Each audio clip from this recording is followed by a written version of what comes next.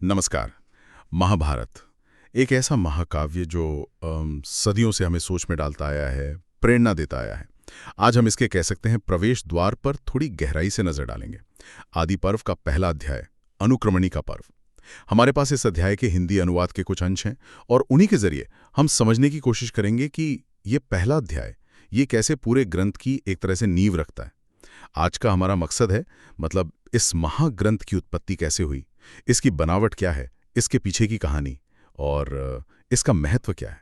वो मुख्य बातें जो इसी पहले अध्याय में मिलती हैं, कैसे इसमें कथा, इतिहास, दर्शन सब कुछ जैसे घुल-मिल सा गया है। और ये बात भी तो है कि इसे लिखने के लिए स्वयं भगवान गणेश को लिपिक बनना पड़ा। सोचिए। चलिए इसी तरह की कुछ दिलचस्प बातों और उनके गहरे मतलबों को थोड़ा खंगालते हैं आज। तो शुरुआती मंगलाचरण से होती है, जिसमें नारायण, नर, सरस्वती देवी, व्यास, वासुदेव, ब्रह्मा, प्रजापति, गणेश सबको नमन है।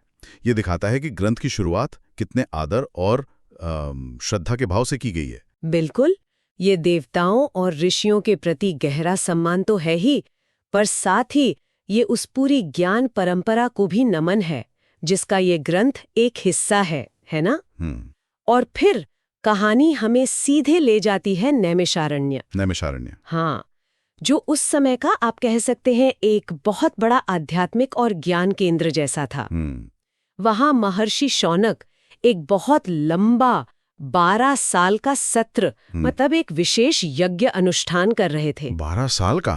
बाप रे। हाँ, काफी लंबा। और इसी अनुष्ठान के बीच में जब थोड़ा अवकाश का समय था तो ऋषियों के पास पहुंचे लोमहर्षण के पुत्र उग्रश्रवा सौती। हाँ, इनका जिक्र आता है जी। उग्रश्रवा सौती जो पुराणों के मतलब प्राचीन कथाओं और इतिहास के जाने माने कथावाचक थे। उन्हें सूत भी कहा जाता था। और वो बता रहे हैं कि वो अभी अभी राजा जन्मेजय के सर्प यज्ञ से आ रहे हैं। अच्छा, वही सर्प यज्ञ? हाँ, जहां उन्होंने व्यास जी के शिष्य वैशंपायन के मुख से वो अद्भुत महाभारत कथा सुनी थी। बिल्कुल ताजी। तो जाहिर है नैमिषारण्य के ऋषि भी उत्सुक हो गए होंगे सुनने को। उग्रश्रवा ने उनसे पूछा भी कि आप लोग क्या सुनना चाहेंगे, कोई पुराण कथा या फिर राजाओं और ऋषियों का इतिहास? हाँ, और ऋषिगण बहुत साफ कहते हैं उन्हें कोई और कहानी नहीं बल्कि महर्षि व्यास द्वारा रचित वही इतिहास सुनना है जिसे वैशंपायन ने जन्मेजय के यज्ञ में सुनाया था। और वो इसे सिर्फ कहानी नहीं मानते। वो कहते हैं ये श्रेष्ठ आख्यान है, विचित्र पद और पर्वों वाला है, इसमें गहरे अर्थ हैं, ये वेदों के अनुकूल है और जो छुपे हुए भाव हैं उन्हें खोलता है। मतलब कि इसकी महानता तो शुरू से ही पता थी लोगों को। बिल्कुल, इसका महत्व इसके रचे जाने के फौरन बाद ही स्थापित हो गया था, ऐसा लगता है। फिर कथा शुरू करने से पहले उग्रश्रवा परब्रह्म यानी विष्णु की स्तुति करते हैं। उन्हें सृष्टि का मूल कारण बताते हैं, सत्य, सनातन। ये भी दिखाता है कि कथावाचक के लिए यह सिर्फ कहानी सुनाना नहीं था, एक तरह का आध्यात्मिक काम था ये। हाँ, बिल्कुल सही। और फिर आता है व्यास जी की रचना प्रक्रिया का वर्णन, जो कि बहुत ही महत्वपूर्ण है। ये कोई ऐसे ही लिखने बैठने वाली बात नहीं थी। बताया गया है कि व्यास जी हिमालय गए, वहां एक गुफा में तपस्या की, गहरे ध्यान में उतरे। हाँ, सुना है। और अपनी ज्ञान दृष्टि से मानो उन्होंने सृष्टि की शुरुआत से लेकर अंत तक जो हुआ, जो होने वाला था, सब कुछ अपनी आंखों से देखा, एक दिव्य दर्शन जैसा। तब जाकर ये ग्रंथ रचा गया। अद्भुत। इसमें सृष्टि की उत्पत्ति का भी एक कह सकते हैं दार्शनिक सा नजरिया है। कैसे अंधकार से एक अंडक मतलब एक ब्रह्मांडीय अंडा प्रकट हुआ, फिर उसमें ब्रह्म का प्रवेश हुआ और फिर धीरे धीरे देवता, ऋषि, राजा, पंचभूत, पृथ्वी, जल, वायु, आकाश, अगली दिशाएं, यहां तक कि समय, काल वो भी रचा गया। और ये सृष्टि और प्रलय का जो चक्र है जो कभी खत्म नहीं होता, उसका भी संकेत है इसमें, अनादि अनंत। सच में व्यास जी ने इसमें ज्ञान का कैसा खजाना भर दिया है। बिल्कुल, वेद, वेदांग, उपनिषदों के गूढ़ रहस्य, इतिहास, पुराण, चारों पुरुषार्थ, धर्म, अर्थ, काम, मोक्ष। हाँ। फिर आयुर्वेद, धनुर्वेद जैसे व्यवहारिक शास्त्र, वर्णों और आश्रमों के कर्तव्य, भूगोल, खगोल, युगों का वर्णन। मतलब उस समय जितना भी ज्ञान उपलब्ध था लगभग सब कुछ इसमें समाहित कर दिया। और ये बात भी दिलचस्प है कि इसके छोटे और बड़े दोनों रूप थे, संक्षिप्त भी विस्तृत भी। हाँ, शायद अलग अलग सुनने वालों या पढ़ने वालों की जरूरत के हिसाब से। जैसे 24,000 श्लोकों की भारत संहिता और फिर 1,00,000 श्लोकों का पूरा महाभारत। लेकिन इतना बड़ा ग्रंथ रचने के बाद व्यास जी के सामने एक प्रैक्टिकल प्रॉब्लम आई होगी कि भाई इसे लिखेगा कौन, इसका फैलाव कैसे होगा। हाँ, चिंता तो होनी ही थी, इतनी बड़ी रचना। तो कहते हैं उनकी ये मुश्किल जानकर स्वयं ब्रह्मा जी उनके पास आए। ब्रह्मा जी खुद आए? हाँ, और उन्होंने व्यास जी के इस काव्य की बहुत तारीफ की, कहा कि इससे बढ़कर कोई रचना नहीं होगी। और फिर उन्होंने ही सुझाव दिया कि इस काम के लिए विघ्नहर्ता गणेश जी को याद करें। और व्यास जी ने याद किया और गणेश जी प्रकट हो गए? जी, व्यास जी ने उनसे ये महाकाव्य लिखने का अनुरोध किया। गणेश जी तैयार भी हो गए, पर एक शर्त रखी उन्होंने। हाँ, शर्त ये थी, लिखते समय मेरी लेखनी एक पल के लिए भी रुकनी नहीं चाहिए। ये उनकी जबरदस्त क्षमता और गति दिखाता है। लेकिन व्यास जी भी कहाँ कम थे, उन्होंने भी फौरन अपनी शर्त रख दी। बिल्कुल, उन्होंने कहा ठीक है, लेकिन आप बिना अर्थ समझे कोई भी अंश नहीं लिखेंगे। क्या बात है। गणेश जी मुस्कुराए और मान गए। और यहीं से वो किस्सा शुरू होता है, कूट श्लोकों वाला। हाँ, वही। व्यास जी ने जानबूझकर बीच बीच में कुछ कूट श्लोक डाल दिए, मतलब बहुत गूढ़ जटिल अर्थों वाले छंद। कितने थे वो? कुछ 8,800? इस समझने, उस पर सोचने के लिए अपनी कलम रोकनी पड़ती थी। अच्छा। और बस इसी बीच व्यास जी को और नए श्लोक रचने का समय मिल जाता था। कमाल है। ये सिर्फ एक कहानी नहीं लगती, ये तो जैसे ज्ञान को समझने, उसे ग्रहण करने की प्रक्रिया के बारे में भी कुछ कहती है। बिल्कुल, ज्ञान की गहराई और उसे आत्मसात करने में लगने वाला समय, उसका प्रतीक है ये। महाभारत के महत्व को बताने के लिए इस अध्याय में कई सुंदर उपमाएं भी दी गई हैं। जैसे इसे अज्ञान मिटाने वाली ज्ञान की सलाई कहा गया है, बुद्धि को खिलाने वाला पुराण रूपी पूर्ण चंद्रमा और मन को रोशन करने वाला इतिहास का दीपक। जी, और एक बहुत ही विस्तृत रूपक है। महाभारत को एक विशाल पेड़ के रूप में देखा गया है। हाँ, वो पेड़ वाला रूपक। संग्रह अध्याय उसका बीज है, पौलोम और आस्तिक पर्व जड़ें हैं, संभव पर्व तना है, फिर सभा और अरण्य पर्व खोखल है, विराट और उद्योग पर्व उसका सार है। भीष्म पर्व डाली है, द्रोण पर्व पत्ते। हाँ, कर्ण पर्व फूल है, शल्य पर्व उसकी खुशबू, स्त्री और ऐशिक पर्व छाया है, शांति पर्व उसका महान फल है। आश्वमेधिक पर्व रस है और आश्रम वासिक पर्व आराम की जगह, और मौसल पर्व अंत।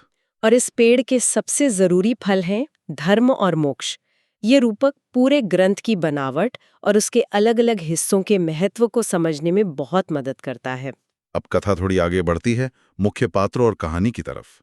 धृतराष्ट्र, पांडु और विदुर की उत्पत्ति का जिक्र है।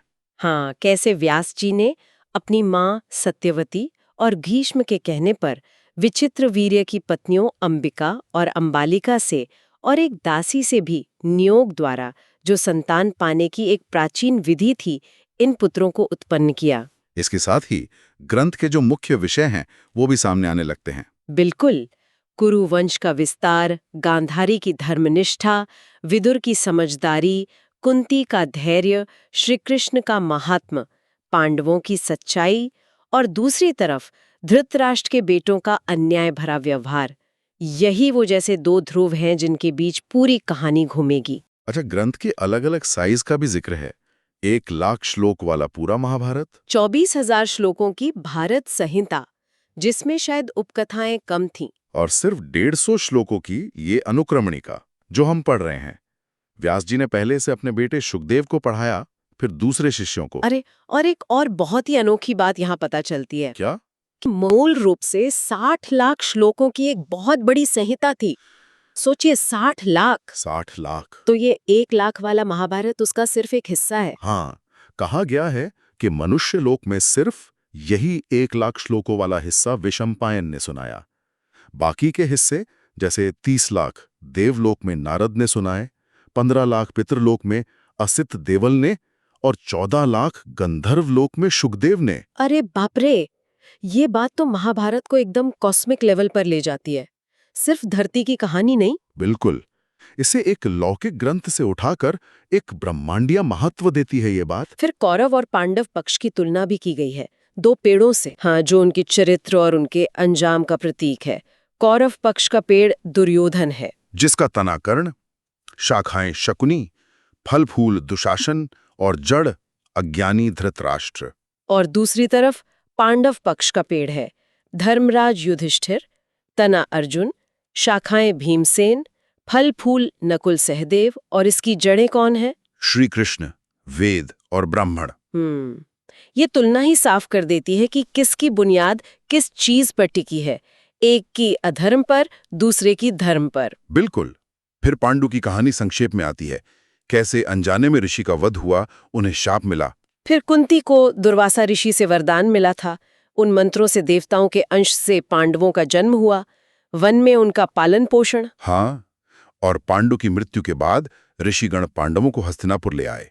वहां उनका स्वागत भी हुआ, उन्होंने शिक्षा भी ली और अपनी काबिलियत से लोकप्रिय भी हो गए। और कहानी पहुंचती है द्रौपदी स्वयंवर तक। जी, जहां अर्जुन वो मुश्किल लक्ष्य भेदते हैं, घूमती हुई मछली की आंख में तीर मारना सिर्फ नीचे पानी में प्रतिबिंब देखकर। हाँ, वो अद्भुत प्रसंग है। और इस जीत से द्रौपदी पांडवों की पत्नी बनती हैं, पांडवों की प्रतिष्ठा स्थापित होती है, और यहीं से आगे युधिष्ठिर के राजसूय यज्ञ का रास्ता खुलता है। हाँ, वो राजसूय यज्ञ जो पांडवों के ऐश्वर्य, उनकी शक्ति का प्रतीक था। श्री कृष्ण की नीति और भीम अर्जुन के बल से जरासंध और शिशुपाल जैसे बड़े राजा मारे गए। यज्ञ बहुत सफल रहा, खूब दान दक्षिणा दी गई।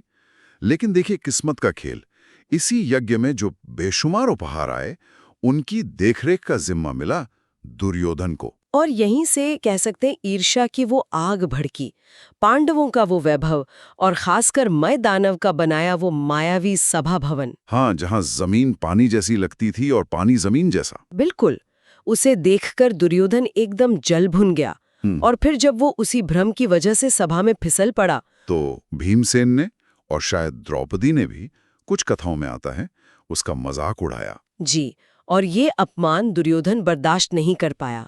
और इसी जलन और अपमान का बदला लेने के लिए उसने शकुनी के साथ मिलकर वो जुए का षड्यंत्र रचा। द्यूत क्रीड़ा, जानते हुए भी कि ये गलत है, सरासर अधर्म है, लेकिन बेटे के मोह में अंधे धृतराष्ट्र ने इसकी इजाजत दे दी। एक बात और, श्री कृष्ण इस सब से खुश नहीं थे, ऐसा कहा गया है, पर उन्होंने सीधे सीधे रोका भी नहीं। हाँ, ग्रंथ में ऐसा संकेत मिलता है, शायद वो इसे भविष्य में होने वाले अधर्म के नाश और धर्म की स्थापना के लिए एक जरूरी घटना की तरह देख रहे थे। थोड़ा जटिल है ये। लेकिन बाद में जब युद्ध हो जाता है, सब नष्ट हो जाता है, तब धृतराष्ट्र संजय के सामने अपना दर्द बयान करते हैं, अपना पछतावा। वो मानते हैं कि कैसे जानते बूझते भी वो अन्याय को रोक नहीं पाए। और यही वो लंबा हिस्सा आता है जहां धृतराष्ट्र उन सारी घटनाओं को याद करते हैं, युद्ध से पहले की भी, युद्ध के दौरान की भी, जिन्होंने उन्हें बार बार ये एहसास कराया कि कौरवों की हार पक्की है। ये एक बहुत लंबी लिस्ट है। हाँ, पूरी लिस्ट तो शायद हम यहाँ नहीं गिन सकते, लेकिन उसका पैटर्न समझना जरूरी है। मतलब कब कब धृतराष्ट्र को लगा कि अब उम्मीद नहीं। बिल्कुल, कुछ मुख्य पैटर्न उभरते हैं। पहला, जब जब पांडवों ने, खासकर अर्जुन ने, अपनी असाधारण लगभग दैवीय शक्ति दिखाई, जैसे द्रौपदी स्वयंवर जीतना, खांडव वन जलाते वक्त इंद्र तक को रोक देना, या बाद में स्वर्ग जाकर दिव्यास्त्र लाना। हाँ, दूसरा, जब पांडवों का नैतिक बल सामने आया, जैसे लाक्षागृह से उनका बच निकलना, या भरी सभा में जब द्रौपदी का चीरहरण हो रहा था तो वो चमत्कार होना कि चीर बढ़ता ही गया। हाँ, वो घटना तो हिला देने वाली है। तीसरा, जब श्री कृष्ण का खुला और मजबूत समर्थन पांडवों के साथ दिखा, चाहे वो शांति दूत बनकर गए या फिर युद्ध में अर्जुन के सारथी बने। ये देखकर धृतराष्ट्र समझ गए थे कि कृष्ण जिसके साथ है उसे कौन हरा सकता है। और शायद चौथी बात ये कि जब उनके अपने ही पक्ष के सबसे बड़े योद्धा, जैसे भीष्म पितामह, गुरु द्रोण, जो अजय माने जाते थे, जब वो भी पांडवों को नहीं रोक पाए या वीर गति को प्राप्त हुए। सही कहा।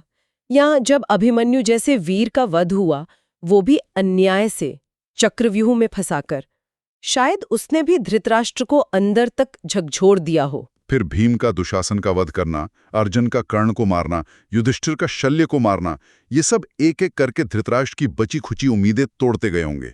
वो मन ही मन जानते थे कि क्या होने वाला है। पर वो मोह, वो पुत्र मोह उन्हें कुछ करने नहीं दे रहा था। और फिर अंत में जब संजय उन्हें बताते हैं कि 18 अक्षौहिणी सेना, अक्षौहिणी मतलब उस समय की बहुत बड़ी सैन्य इकाई, करोड़ों सैनिक। हाँ, वो पूरी सेना नष्ट हो गई और बचे कितने? सिर्फ 10 योद्धा, 3 कौरव पक्ष के, 7 पांडव पक्ष के। बस 10? ये सुनकर धृतराष्ट्र का धीरज जवाब दे गया और वो शोक से मूर्छित हो गए। जब धृतराष्ट्र होश में आते हैं, रोते बिलखते हैं, तब संजय उन्हें दिलासा देते हैं। लेकिन ये सिर्फ कोरी सांत्वना नहीं है। नहीं, बिल्कुल नहीं, ये बहुत गहरा उपदेश है। संजय उन्हें इतिहास का आईना दिखाते हैं। वो अनगिनत महान, प्रतापी, धर्मात्मा राजाओं के नाम गिनाते हैं, जैसे राम, भरत, ययाति, रंतिदेव और भी कई, जो बहुत शक्तिशाली थे, गुणी थे, पर आखिर में वो भी चले गए, मृत्यु से कोई नहीं बच सका। बिल्कुल। तो संजय का तर्क ये है कि जब इतने महान और गुणी राजा भी हमेशा नहीं रह सकते, तो आपको अपने अधर्मी और लालची बेटों के लिए इतना ज्यादा शोक क्यों करना चाहिए? ये तो बहुत कठोर बात है, लेकिन शायद सच भी। हाँ, और वो धृतराष्ट्र को याद दिलाते हैं कि आप तो ज्ञानी हैं, आपने शास्त्र सुने हैं, ज्ञानी पुरुष ऐसे शोक में नहीं डूबते। वो इशारों में ये भी कहते हैं कि आपने पहले पक्षपात किया, शायद उसी का ये फल है।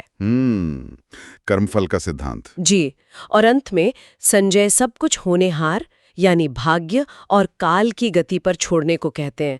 काल ही बनाता है, काल ही मिटाता है, उसकी रफ्तार को कोई नहीं रोक सकता, इसलिए विवेक नहीं खोना चाहिए। ये भाग्य, कर्म और समय का एक बहुत गहरा दर्शन है जो संजय देते हैं। इस गंभीर बातचीत के बाद उग्रश्रवा फिर से कहानी का धागा पकड़ते हैं और महाभारत के महत्व पर जोर देते हैं। हाँ, वो बताते हैं कि व्यास जी ने इसे एक पुण्यमयी उपनिषद की तरह रचा है। इसका एक मकसद ये भी है कि जो लोग दुखी हैं, शोक में हैं, उनका दुख दूर हो सके। मतलब ये सिर्फ कथा नहीं, एक तरह की थेरेपी भी है। कह सकती हैं। इसके पाठ को मन को शुद्ध करने वाला बताया गया है। कहा है कि अगर श्रद्धा से एक श्लोक का अंश भी पढ़ लिया जाए तो पाप मिट जाते हैं। इसमें देवता, ऋषि, यक्ष, नाग सबका जिक्र है, जो दिखाता है कि इसका कैनवस कितना बड़ा है। और केंद्र में कौन है? भगवान श्री कृष्ण, वासुदेव, जिन्हें सत्य, पवित्र, शाश्वत ब्रह्म कहा गया है, जिनसे ही ये सच झूठ का संसार पैदा होता है। ये ग्रंथ को एक गहरा आध्यात्मिक आयाम देता है। इसकी बड़ाई के लिए फिर से उपमाएं हैं। हाँ, जैसे दही में मक्खन बेस्ट है, इंसानों में ब्राह्मण, वेदों में उपनिषद, दवाइयों में अमृत, तालाबों में समुद्र, चौपायों में गाय, वैसे ही इतिहासों में महाभारत सबसे श्रेष्ठ है। और ये बात भी कही गई है कि वेदों को भी ठीक से समझने के लिए इतिहास पुराण की मदद लेनी चाहिए। यह दिलचस्प है। बिल्कुल। और महाभारत नाम का मतलब भी बताया है। महत्व यानी महानता और भारवत्व यानी भारीपन, गहराई, वजन। इन दोनों वजहों से ये महाभारत है। और इस अर्थ को समझने वाला भी पापों से मुक्त हो जाता है, ऐसा कहा गया है। जी, और अंत में एक बहुत जरूरी सीख है भाव शुद्धि। भाव शुद्धि मतलब ये कि अगर आपकी नीयत खराब है तो आप तपस्या करें, पढ़ाई करें या कोई भी अच्छा काम करें, वो भी पाप बन सकता है, पुण्य नहीं मिलेगा। इसलिए महाभारत जैसे पवित्र ग्रंथ को पढ़ना या सुनना है तो शुद्ध भाव से, साफ मन से करना चाहिए। ये बहुत महत्वपूर्ण बात है। तो ये पहला अध्याय, अनुक्रमणिका पर्व, ये तो वाकई में पूरे महाकाव्य का सार भी है और भूमिका भी। ग्रंथ की दिव्य उत्पत्ति, उसमें भरा ज्ञान का भंडार, कथा कहने की ये पूरी परंपरा, व्यास से वैशंपायन फिर उग्रश्रवा तक, संघर्ष के बीच कैसे बोए गए, धृतराष्ट्र के नजरिए से घटनाओं का होना जैसे तय ही था, और कर्म और काल का वो गहरा दर्शन, सब कुछ इसी पहले अध्याय में सिमटा हुआ है। बिल्कुल, ये एक तरह से ट्रेलर है जो हमें आगे आने वाली उस विशाल और जटिल कहानी के लिए तैयार करता है। और धृतराष्ट्र की वो लिस्ट, वो सिर्फ घटनाओं की गिनती नहीं है, वो इंसान के मन का संघर्ष है, मोह की पकड़ है और होनी की छाया है, उसका प्रतिबिंब है। एक विचार मेरे मन में अभी भी घूम रहा है। व्यास जी ने जानबूझकर वो गूढ़ श्लोक, वो गांठें क्यों डाली, जिन्हें समझने में गणेश जी जैसे ज्ञानी को भी रुकना पड़ा? क्या ये सिर्फ कहानी को दिलचस्प बनाने का तरीका था, या इसका कोई और गहरा मतलब है? सोचने वाली बात है। शायद ये दिखाता है कि जो सच्चा ज्ञान है या सत्य है, वो इतना सीधा और आसान नहीं होता, उसकी कई परतें होती हैं। और उन परतों को खोलने के लिए, उन्हें समझने के लिए वक्त लगता है। धीरज चाहिए, योग्यता चाहिए, चाहे समझने वाला गणेश जैसा ही क्यों ना हो। ज्ञान को आत्मसात करना एक प्रक्रिया है, बस जानकारी लेना नहीं। सही कहा। ये विचार वाकई सोचने पर मजबूर करता है कि हम ज्ञान को कैसे ग्रहण करते हैं। खैर, ये तो बस शुरुआत है, आगे और भी बहुत कुछ है इस महासागर में।